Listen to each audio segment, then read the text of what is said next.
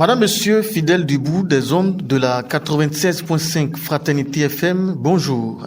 Par-dessus les soubresauts politiques, lorsqu'il arrive que les violons ne trouvent plus d'issue à s'accorder à minima entre les composantes de l'animation d'une vie publique, cela préjuge souvent d'une menace de la paix. En effet, la paix, quelle est sa nature et quelle est sa connexité, ou si vous voulez, sa dépendance de la politique? Quelles doivent être les responsabilités individuelles ou collectives face à cet idéal? Voilà ce autour de quoi va s'articuler cet entretien qui reçoit pour vous aujourd'hui Dr Patrick Henou.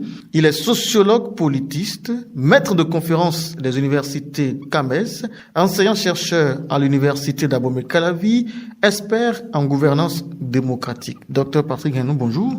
Bonjour, monsieur le journaliste. Merci d'accepter de vous prononcer sur ce sujet qui préoccupe plus d'un.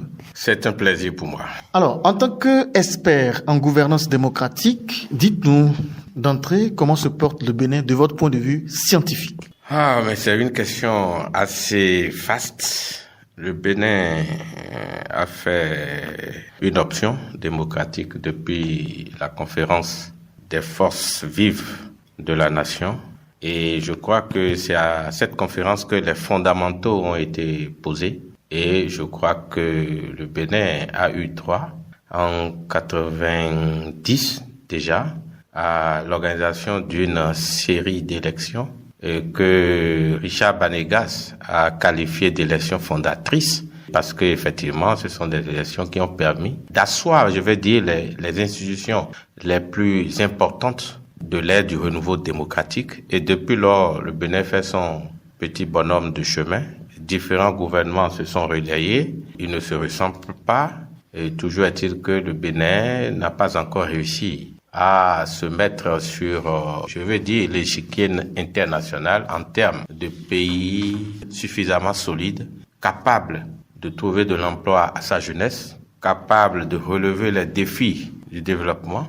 En tout cas, il y a des efforts qui sont faits, mais ces efforts ne permettent pas encore au Bénin de se frotter les mains et de se hisser parmi les pays les plus en vue, les plus enviables, aussi bien politiquement, je veux dire démocratiquement, que du point de vue développement. Et c'est à cela que l'on doit s'atteler aujourd'hui et faire en sorte que toutes les forces vives et tous les partis politiques qui animent l'arène politique de notre pays, que toutes ces forces-là pensent à l'essentiel et pour que nous puissions avoir des raisons de dire demain que nous avons traversé les étapes.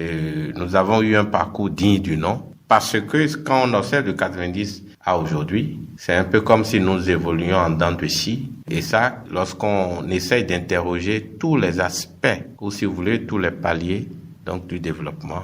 Et aujourd'hui, le Bénin est à la croisée des chemins et nous avons envie de relever les défis de 2026. Et vous savez déjà que cet enjeu politique majeur cristallise d'abord déjà les ardeurs lorsque l'on regarde de loin les interactions qu'il y a entre les partis soutenant l'action du gouvernement et les partis réunis au sein du bloc de l'opposition. Docteur, vous semblez relever que la politique est au cœur du développement. Est-ce cela?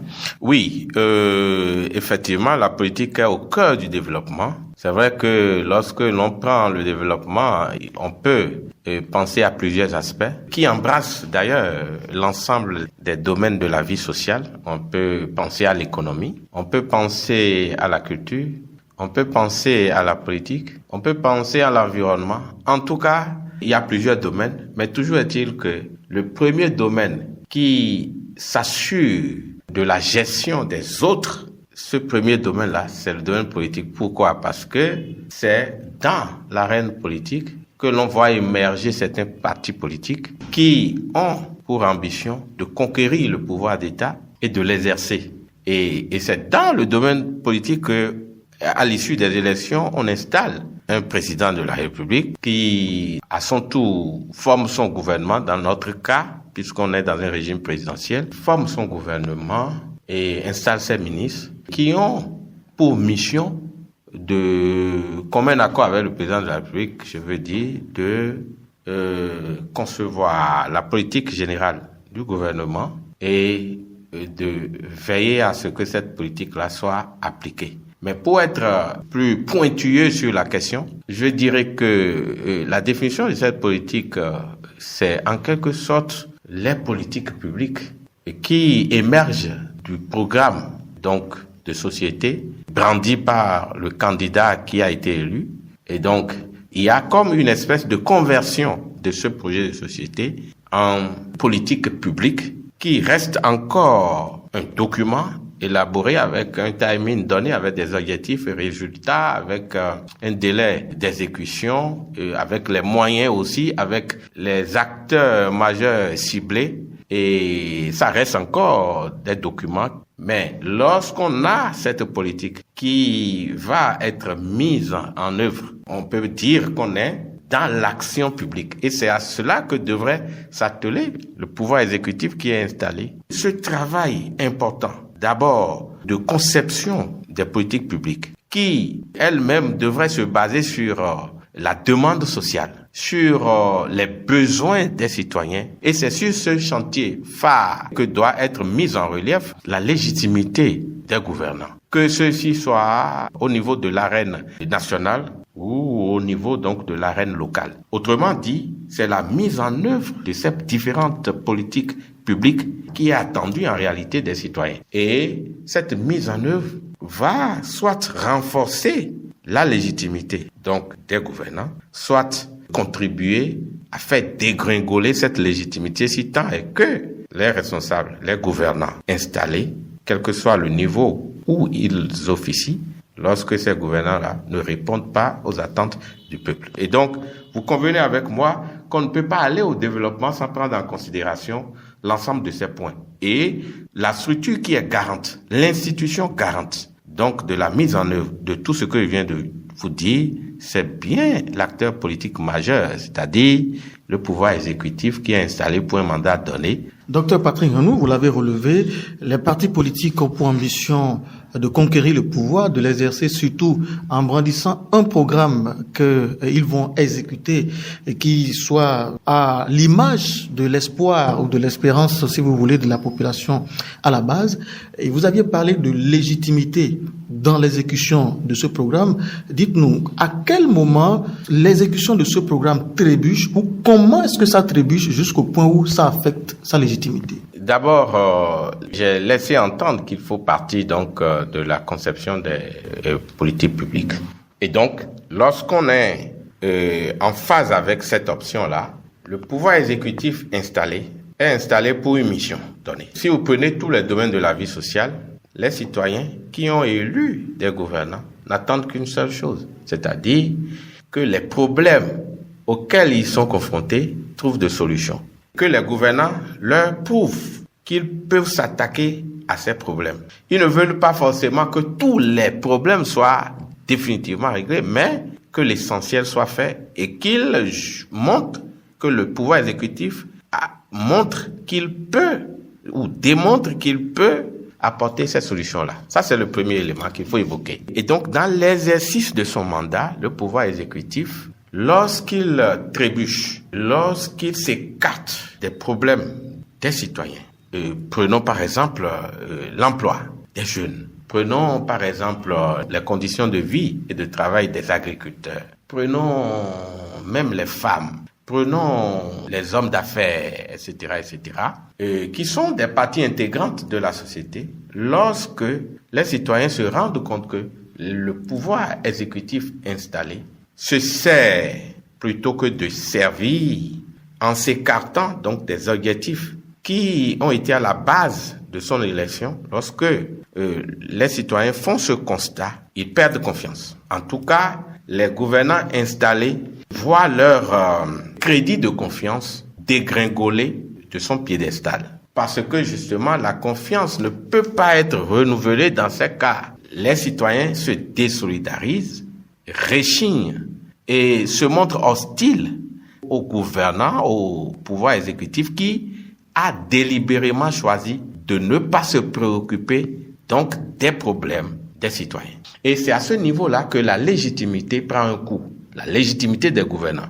Parce que je peux vous rappeler qu'il y a deux éléments majeurs et d'ailleurs qui fondent la légitimité. Le premier élément, c'est l'élection. Et c'est à ce niveau-là que la légitimité se confond facilement à la légalité. Parce que, justement, lorsque les lois ont prévu qu'il faut atteindre un pourcentage donné pour être élu, si le candidat choisi a atteint ce pourcentage-là, cela veut dire que le grand nombre de citoyens lui a accordé, n'est-ce pas, son suffrage. Et donc, il est en phase avec les sentiments, ou si vous voulez, avec le crédit de confiance des citoyens. Il est en phase. Et c'est à ce niveau-là, s'il est élu, donc sorti de l'urne, pour notre cas, le cas donc de l'interaction démocratique et des consultations électorales, et on peut dire que à ce niveau-là, il y a confusion. Le second élément à partir duquel on peut apprécier la légitimité donc des gouvernants, c'est l'action publique. Et donc l'élection, premier niveau, on peut élire, bon donc on vous fait confiance, mais attention, on vous fait confiance pour travailler.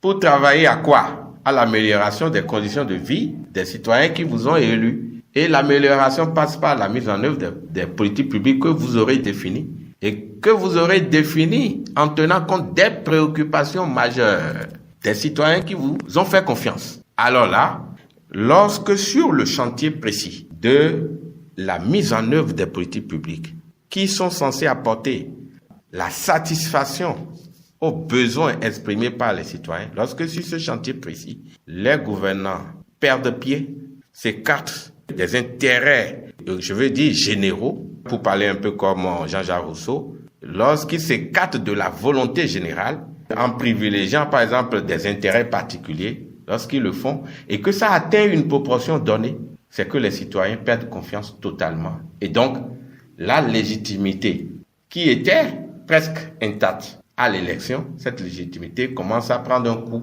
Parce que de plus en plus, il va y avoir des voix au sein des citoyens qui vont se désolidariser de la gouvernance de ceux-là qui s'écartent de leurs intérêts, des intérêts des citoyens.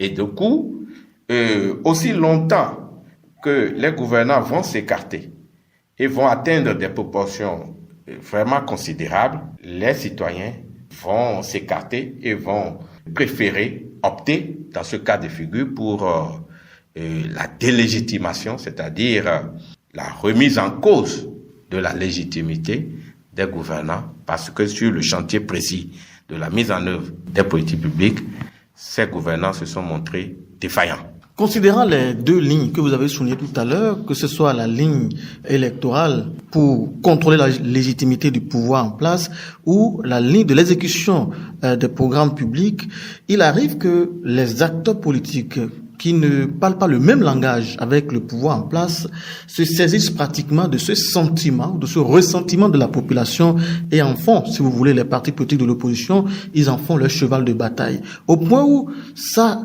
cristallise davantage les attentions et ça amène à un moment donné à menacer la paix. Sur ce volet précis, est-ce un rôle légitime que jouent ces partis politiques de l'opposition? Si oui, comment est-ce qu'il faut faire généralement pour ne pas basculer une nation? Oui, vous savez, je vais vous dire une chose, c'est d'abord de bonne guerre dans un État qu'on ait deux pôles majeurs, c'est-à-dire le pôle du pouvoir exécutif, c'est-à-dire l'ensemble des partis tenant l'action du gouvernement, et généralement sous nos cieux, je veux dire en Afrique, les partis qui soutiennent l'action du gouvernement sont plus nombreux généralement que les partis qui acceptent de jouer le rôle de l'opposition. Et dans une vie démocratique, dans un système ou régime, dans un régime démocratique, lorsqu'on a la mouvance, il faut avoir l'opposition. Il faut avoir les deux. Parce que l'opposition est censée veiller au grain pour éviter que l'ensemble des pouvoirs soient confisqués par le pouvoir exécutif. Parce que ce n'est pas moi qui le dis, hein. Les plus grands auteurs ont démontré que lorsqu'il n'y a pas la peur d'une opposition, le pouvoir exécutif a tendance à confisquer tous les pouvoirs et donc à abuser du pouvoir.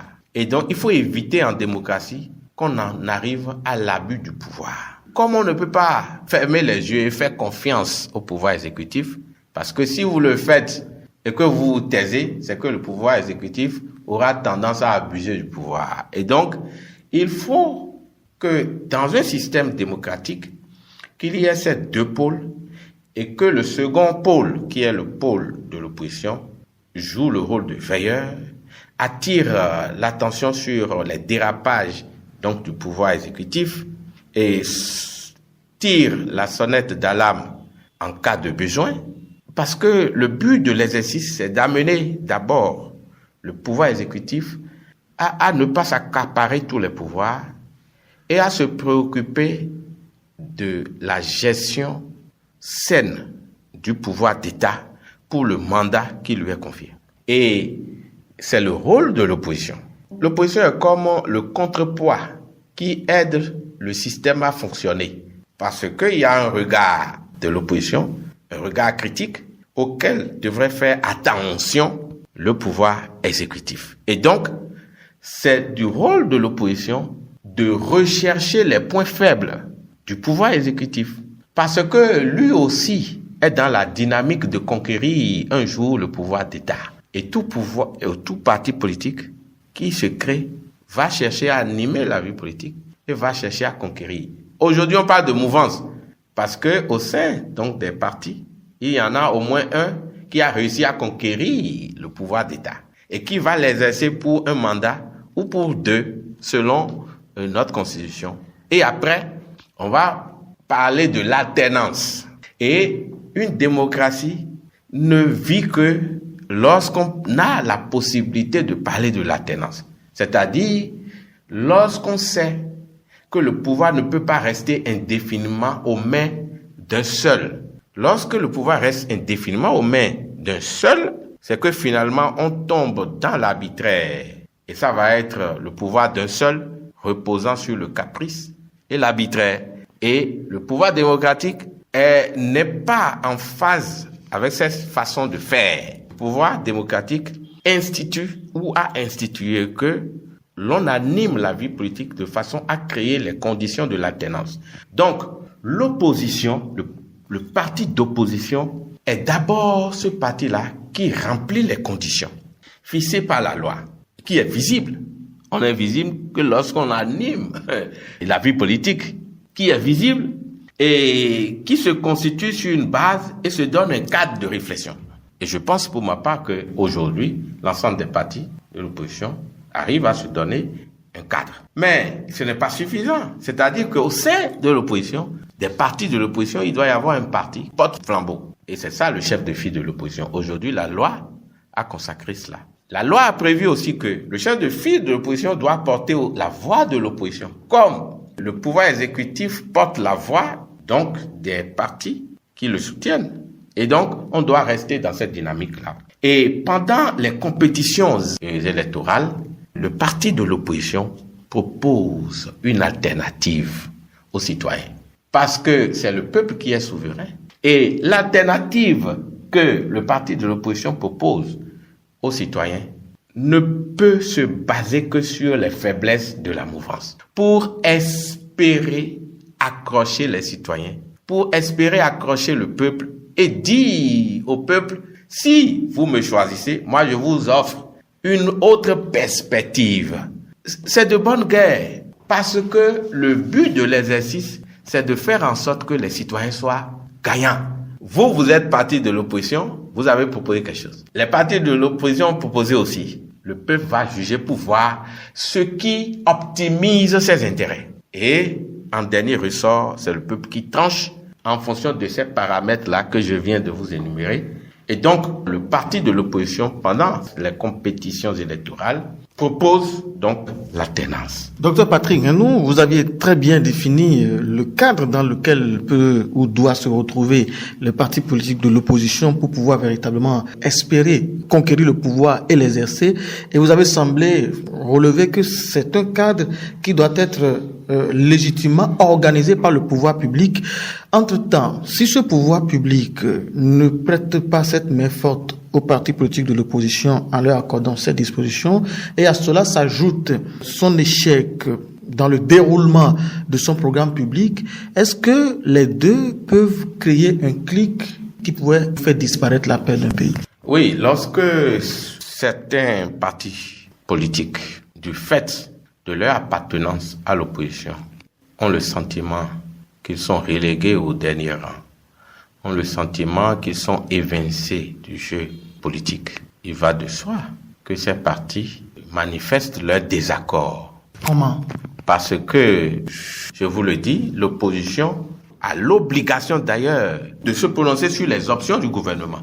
Et ce que vous venez de décrire, ça fait partie des options du gouvernement. Si, face à ces options, les partis de l'opposition ne sont pas d'accord, ils doivent se prononcer. C'est-à-dire, tout au moins, prendre la parole en public pour se prononcer et manifester leur désaccord. Est-ce que ce désaccord doit respecter une forme ou bien comment ça doit se faire? Oui, parce que les textes de la République ont prévu également qu'il y a deux types de manifestations. Ah oui, il faut qu'on clarifie cela. Il y a les prises de parole, donc l'accès aux médias. Lorsque les conditions d'énonciation du discours de l'opposition, lorsque ces conditions-là sont remplies et que les partis de l'opposition estiment ou éprouvent le besoin de se prononcer parce que la mouvance leur a offert de la matière, ces partis de l'opposition ont accès aux médias ou devraient avoir accès aux médias publics. Et du coup, ça devrait couler de source pour vraiment dire, n'est-ce pas, à l'endroit des citoyens qui ne sont pas d'avis avec le gouvernement et s'expliquer, c'est-à-dire donner les raisons qui montrent qu'ils ne sont pas d'accord avec le gouvernement. Ça, c'est systématique. Il n'y a pas, tout en mesurant le discours, bien évidemment, en acteurs politiques responsables, ils peuvent à tout moment prendre la parole, inviter la presse et dire leur mécontentement par rapport aux actes que pose le gouvernement, par rapport aux positions, aux lois et à un certain nombre de comportements qu'ils n'apprécient pas du côté donc du pouvoir exécutif. Ça, c'est la première voie. La seconde voie, c'est un peu, lorsqu'on parle sociologie politique, on est dans les mouvements sociaux. C'est-à-dire que les pouvoirs de l'opposition peuvent chercher à manifester publiquement, c'est-à-dire s'organiser pour battre le macadam et pour descendre dans la rue pour dire leur désarroi face à des situations. En tout cas, c'est à eux d'en mesurer la portée, la pertinence et l'opportunité.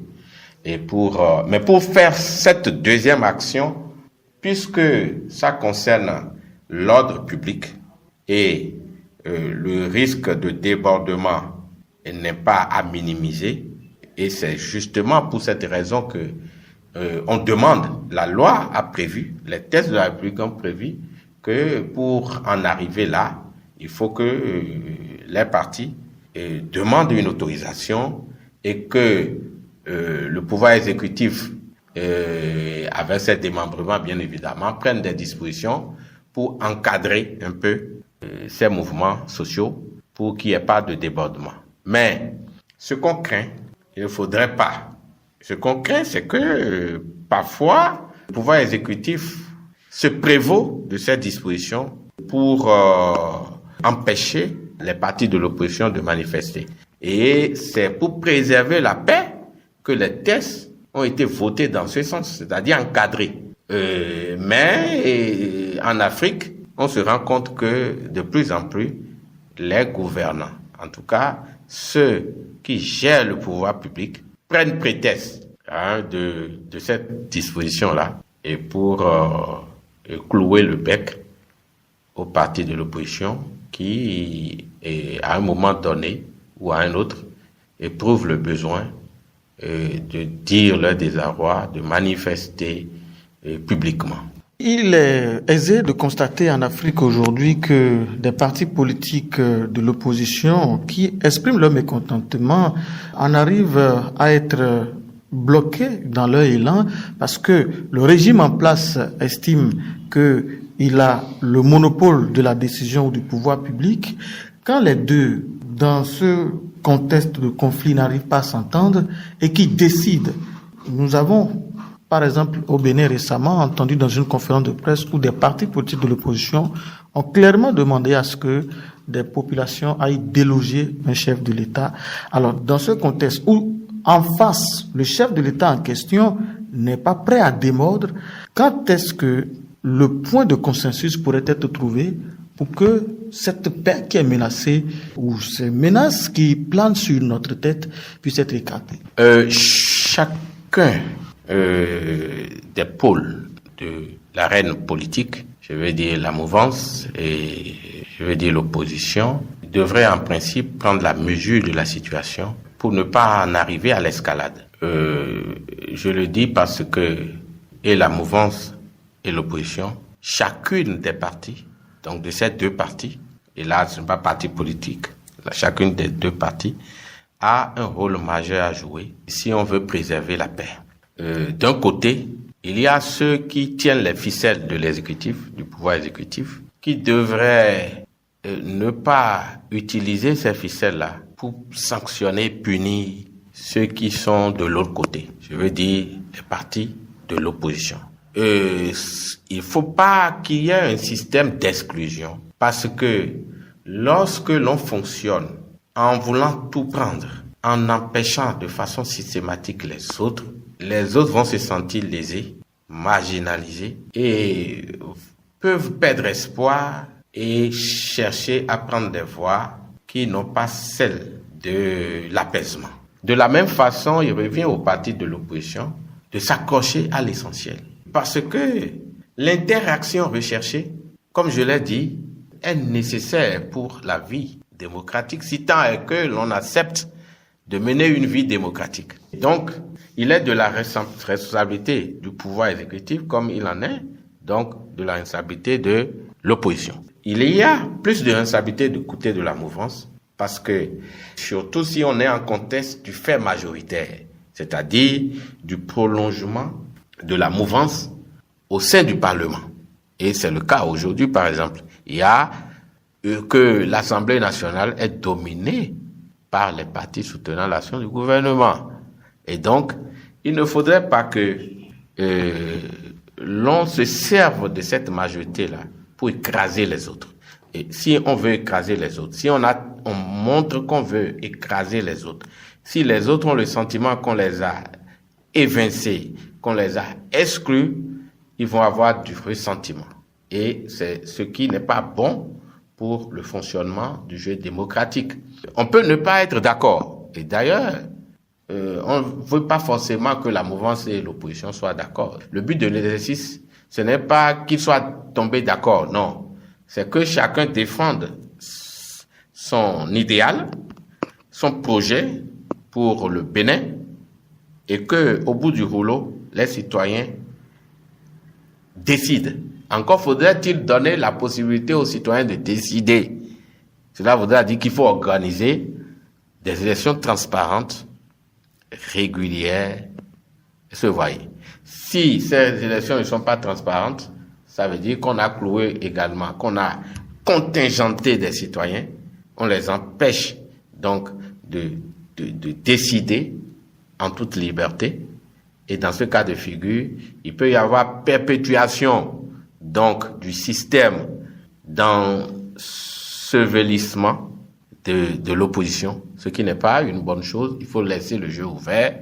Et donc, la mouvance comme l'opposition devrait jouer, chacun des pôles devrait jouer sa partition pour que l'on puisse aller à la co-construction de la paix. Parce que la paix, ce n'est pas l'œuvre d'une seule partie.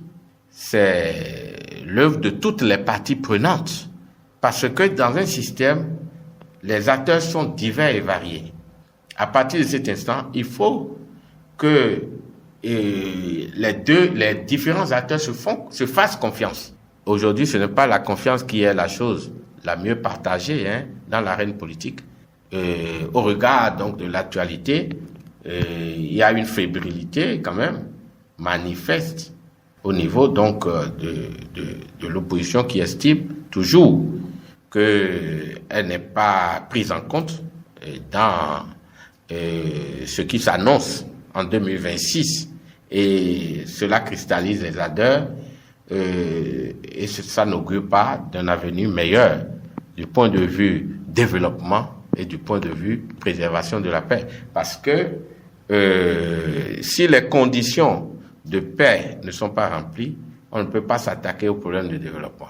Si la paix n'est pas préservée, on ne peut pas gérer les affaires publiques, que celles-ci soient nationales ou locales. Et du coup, on reste dans une spirale de faux pas qui finalement ne contribue pas à consolider le vivre ensemble et à lever le voile sur les enjeux du développement. Et c'est à cela qu'on devrait s'atteler pour ce qui me concerne. On ne peut pas parler de développement sans avoir préservé la paix, dites-vous. Mais quand on observe aujourd'hui, vous l'avez dit aussi, vous l'avez mentionné, le but de l'exercice, ce n'est pas que le parti au pouvoir ou la mouvance tombe d'accord avec l'opposition. Et c'est justement cet argument qu'utilisent souvent les partis au pouvoir pour dire que généralement, on n'est pas obligé de tomber d'accord et chacun fonce droit dans sa ligne jusqu'au point où la paix est menacée ou perdue entièrement. Dans ce contexte, quelles sont les autres composantes qui peuvent intervenir pour coûte que coûte sauver cette paix-là? Parce que les partis sur lesquels on peut compter, les partis politiques de l'opposition ou de la mouvance, ne veulent pas s'accorder sur cela. Qui sont ces composantes qui peuvent intervenir et quels sont les moyens dont ces composantes disposent pour obtenir gain de cause? Ah oui, je vais d'abord rectifier donc ceci. Ne pas tomber d'accord quand on dit que le but de l'exercice, c'est pas forcément que les deux tombent d'accord sur les enjeux majeurs, sur les options majeures. Cela ne veut pas dire qu'ils ne devraient pas rechercher le consensus à des moments donnés. Je donne un exemple. La façon d'organiser les élections, on peut tomber d'accord là-dessus. Parce que l'essentiel, c'est que ça soit transparent. Si le jeu est transparent, on peut trouver un modus vivendi de transparence et d'équité, de liberté, etc., de vote. C'est-à-dire ce qui va contribuer à garantir le caractère transparent du scrutin. Au moins, on peut tomber d'accord là-dessus. Encore faudrait-il que chacun des grands pôles, je veux dire mouvance et opposition, s'entendent sur l'essentiel. On peut trouver un consensus. Mais par rapport au projet de développement, là, on peut ne pas être d'accord. Le projet de développement, c'est ce que moi je définis comme étant l'avenir de mon pays. Ce que je définis comme étant l'avenir peut ne pas être ce que l'autre définit. Et d'ailleurs, si on est mouvance et qu'on est opposition, c'est qu'il y a déjà différence en termes de définition d'options. Sinon, autant être de la mouvance aussi. Et si on a choisi de ne pas être de la mouvance, c'est qu'on a quelque chose de différent à offrir. Et donc, en termes de projet de société. Et c'est sur ce volet-là qu'on peut ne pas être d'accord, qu'on n'a même pas intérêt à être d'accord, que la mouvance de l'opposition, c'est-à-dire les partis de la mouvance et de l'opposition, n'ont pas forcément intérêt à être d'accord sur les grandes options de développement. Et c'est parce que c'est sur ce terrain précis que les citoyens seront amenés à procéder au choix. Et donc, seront amenés à faire la démarcation nécessaire entre les deux pôles.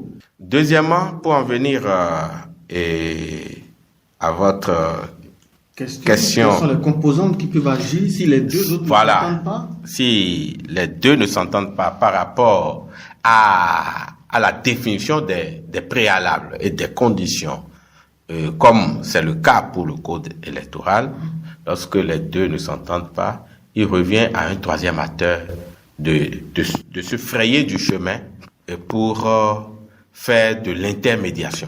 Qui peut être cet acteur ou qui peuvent être ces acteurs? J'en viens.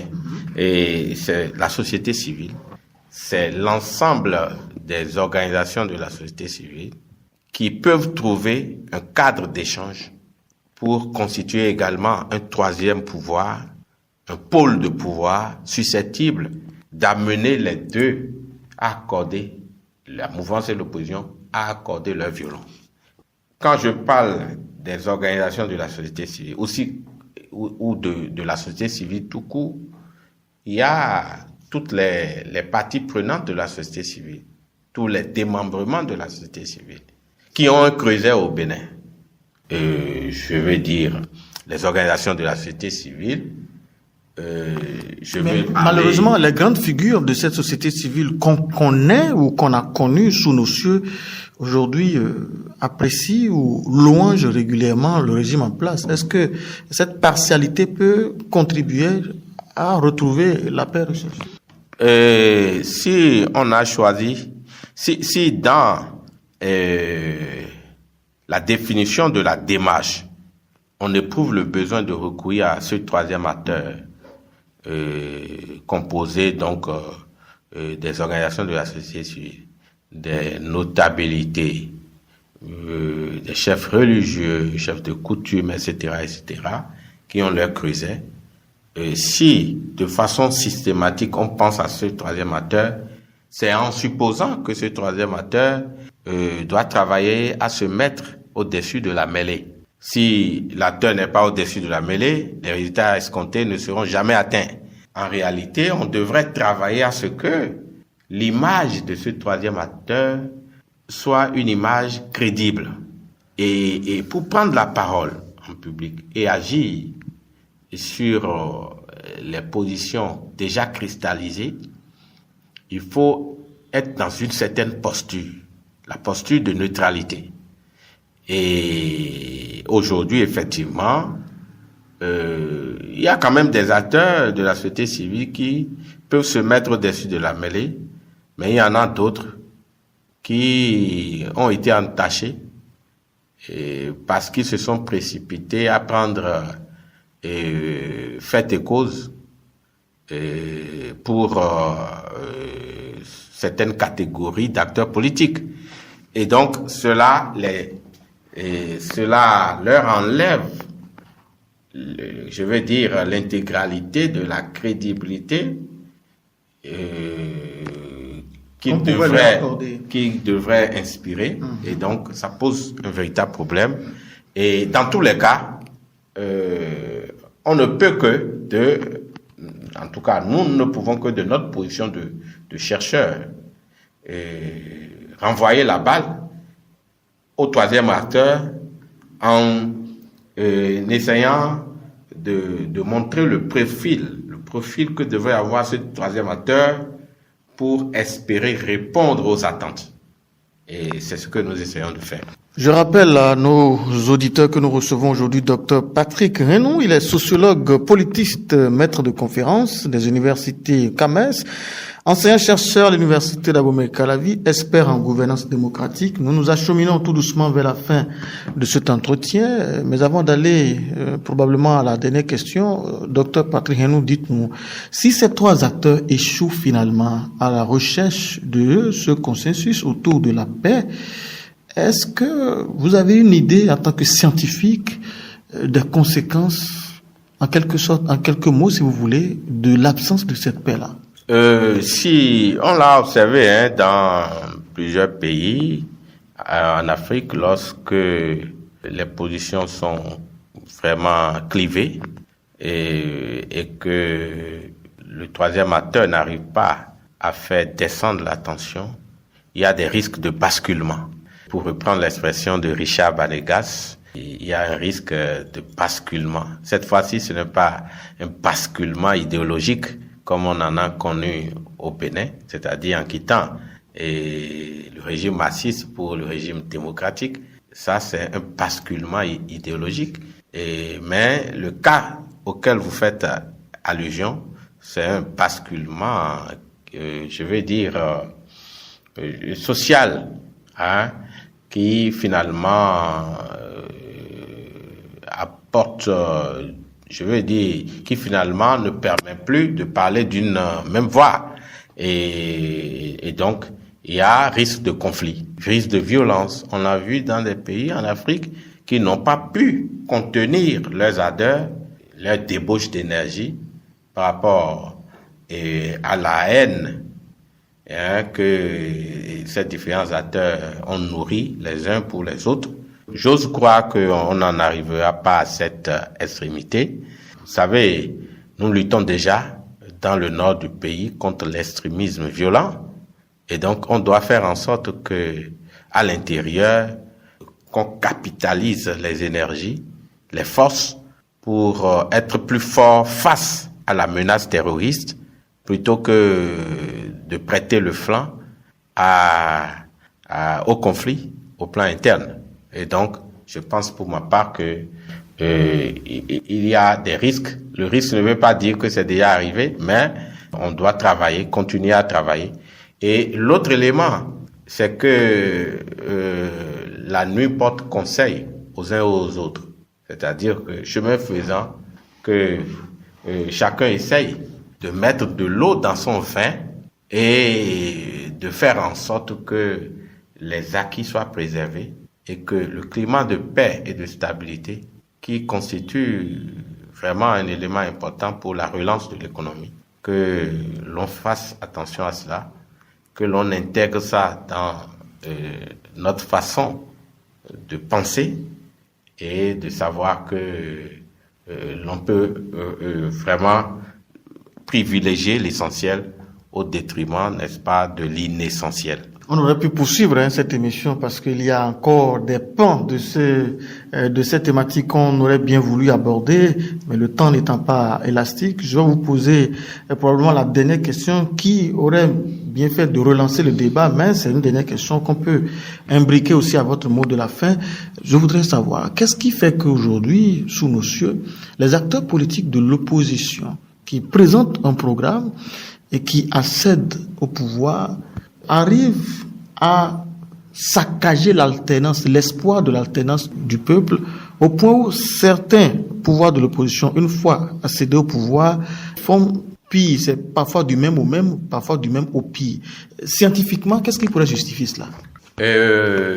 D'abord, il y a un premier élément fondamental auquel il faut faire attention. Quel est le degré de leur engagement pour la cause nationale? C'est ça le vrai problème. Quel est le degré de leur patriotisme, donc de leur attachement à la patrie? Et moi, je me rappelle très bien, j'ai suivi le président, je crois François Mitterrand, non, Sarkozy. J'étais en Allemagne, il devait quitter le pouvoir. J'ai suivi son discours. Son discours m'a montré encore son attachement à la France. Il a fini, on ne l'a pas... il a échoué aux élections. Et donc, il était sorti pratiquement. Mais lorsque vous suivez son discours de passation de service, vous avez la conviction que celui-là est attaché aux intérêts de la France. C'est très important. Et dans nos États, la plupart de ceux qui parviennent, je vais dire nos États africains, la plupart de ceux qui parviennent au pouvoir n'ont pas cette conscience-là. Ils ne pensent qu'à eux seuls. Ils ne pensent qu'à leurs intérêts particuliers. Ils ne pensent qu'à la possibilité qu'ils peuvent s'offrir pour s'éterniser au pouvoir.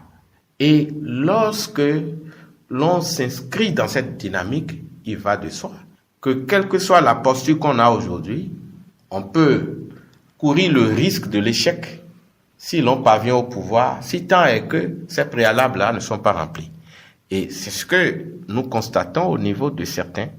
Et nous devons travailler dans nos États africains, nous devons travailler à ce que l'on se dise que le pouvoir public ou le pouvoir exécutif est fait beaucoup plus, sinon est fait uniquement pour servir les intérêts de la nation plutôt que de se servir.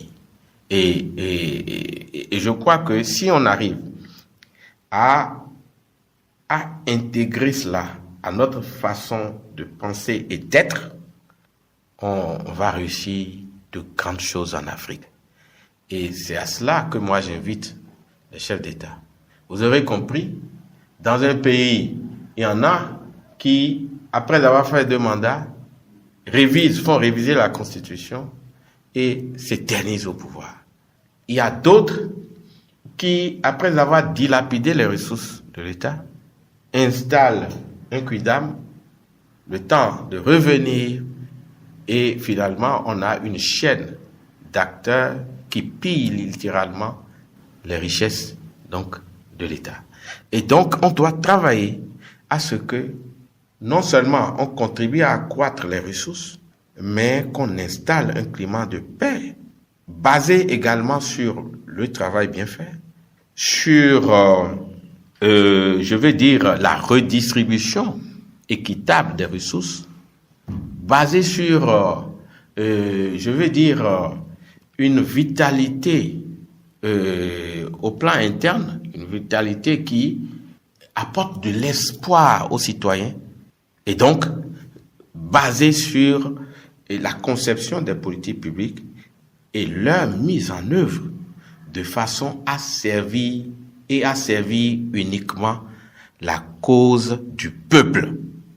Lorsque l'on met de côté cette nécessité vitale, on court le risque de créer les conditions qui ne permettent pas à l'État, au peuple, à la société considérée de s'en sortir.